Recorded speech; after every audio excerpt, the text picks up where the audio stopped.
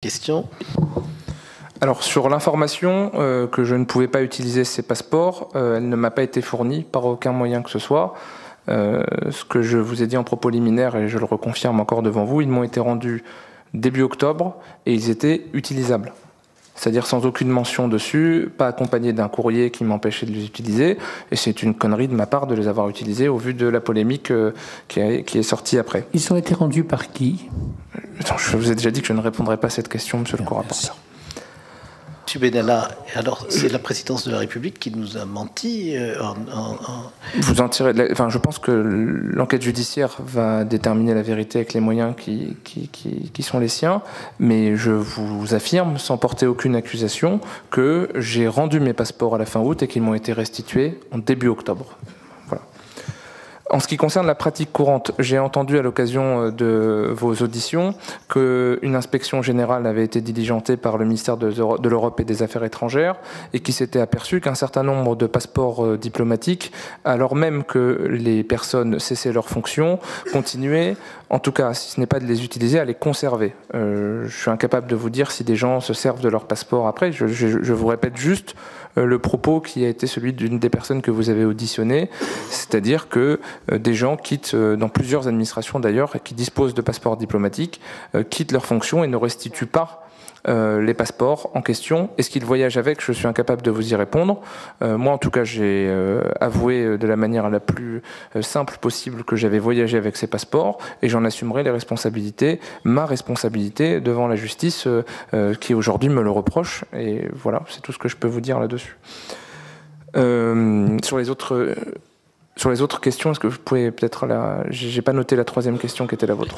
Monsieur Grosdidier. Est-ce que le ministre des Affaires étrangères pouvait ignorer, je veux dire, au déplacement, le ministre d'Intérieur? Est-ce que l'ambassadeur de France pouvait oublier de signaler à Paris que vous étiez allé à N'Djamena le 12 alors que le président y allait le 22? Était-il vraisemblable que le ministre des Affaires étrangères ne le découvre que le 26? Je n'en sais rien, je ne suis pas dans la tête du ministre des Affaires étrangères. Simplement, j'ai lu une brève dans le Canard enchaîné qui expliquait que la direction de la coopération internationale, qui est un service qui dépend du ministère de l'Intérieur, avait été informée de certains de mes déplacements à l'étranger. Voilà. Et qui n'avait pas fait remonter l'information. Moi, en tout cas, je peux vous affirmer que j'ai informé des personnes qui devaient en connaître, par courtoisie, encore une fois, à la présidence. Je l'ai fait en mon nom propre, en ma responsabilité. Concernant les autres acteurs, que ce soit des ministres ou des responsables d'administration, je ne sais pas quelles ont été leurs démarches ou pas. Et la dernière question, par les informations que vous pouviez avoir ou donner, est-ce que vous n'aviez pas indisposé la sphère administrative ou technocratique ? Je vous remercie de me donner cette chance de pouvoir l'expliquer de manière publique et très claire et sous serment. Je ne détiens aucun secret sur qui que ce soit. Je ne fais aucun chantage.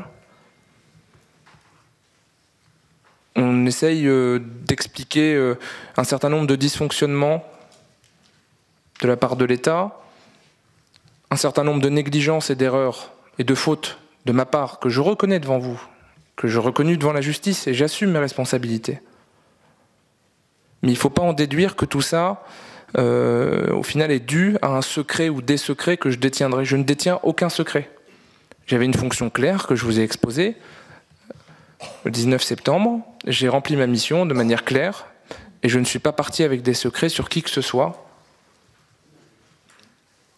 Et j'essaye juste de reprendre une vie normale et de me refaire par moi-même sans demander l'aide de personne. Voilà, monsieur le sénateur, ce que je voulais vous dire.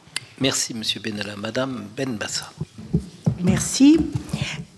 Pour les détenteurs de passeports diplomatiques ou de service, une note verbale du ministère des Affaires étrangères est demandée pour l'obtention du visa d'entrée sur le sol tchadien.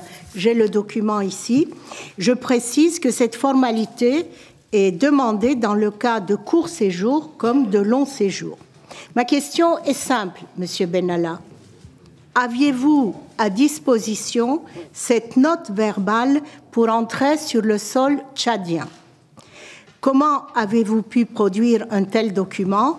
Est-ce que le Quai d'Orsay vous a délivré une telle note pour obtenir le visa? Si vous n'aviez pas ce document, expliquez-nous par quels moyens vous avez pu obtenir votre visa. Alors, je vous délivre ce document si vous voulez le voir. Deuxièmement, je voudrais savoir, si c'est possible, qui vous a restitué les passeports en octobre.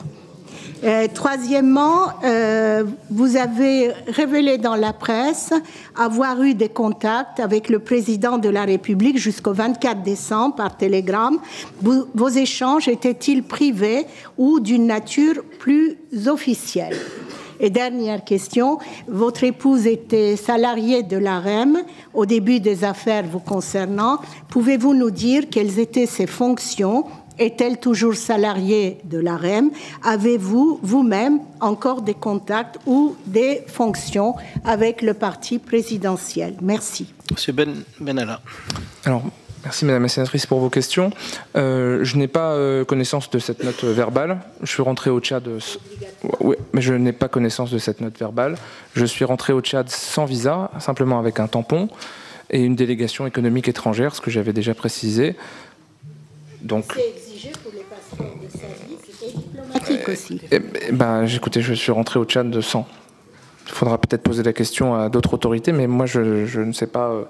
je n'ai pas fait de demande de visa pour aller au Tchad. Sur votre deuxième question, excusez-moi, j'ai pas...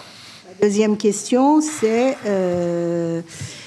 vos contacts, la teneur de vos contacts avec la présidence lors de vos échanges par télégramme. Est-ce qu'ils étaient privés ou d'une nature plus officielle? Je ne commente pas les articles de presse, encore une fois.